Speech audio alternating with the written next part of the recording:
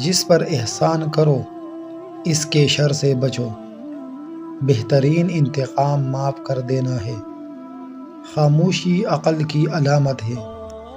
علم دولت سے بہتر ہے کیونکہ علم تمہاری حفاظت کرتا ہے اور دولت کو تمہیں بچانا پڑتا ہے۔ دوست بنانے میں جلدی نہ کرو اور پرکھنے میں سستی نہ کرو۔ زبان انسان کا ترجمان ہے۔ حسد نیکیوں کو ایسے کہا جاتا ہے جیسے آگ لکڑی کو۔ سب سے بڑا گناہ وہ ہے جو انسان کو معمولی لگے۔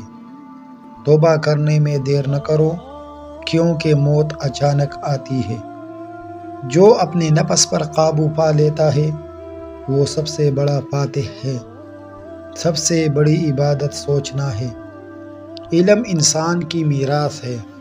اگر تم دوسروں کے عیب دیکھتے ہو تو اپنے اندر جھانکو۔ فقر انسان کو کفر کے قریب لے جاتا ہے۔ اللہ کی رحمت سے کبھی مایوس نہ ہو۔ دلوں کا زنگ گناہ سے لگتا ہے اور اس کا صاف ہونا توبہ سے ہوتا ہے۔ جو شخص اللہ کو یاد رکھتا ہے وہ کبھی اکیلا نہیں ہوتا۔ دولت آنے سے عقل نہیں آتی، صبر کامیابی کی کنجی ہے۔ انسان کی قدر اس کے عمل سے ہوتی ہے نہ کہ حسب و نسب سے۔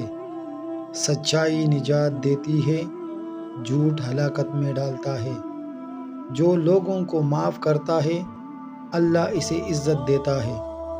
نیکی چھوٹی نہ سمجھو، شاید وہی تمہاری نجات کا سبب بن جائے۔ اپنی زبان کو قابو میں رکھو، یہ تمہیں برباد بھی کر سکتی ہے۔ اچھے اخلاق سب سے بڑی دولت ہے۔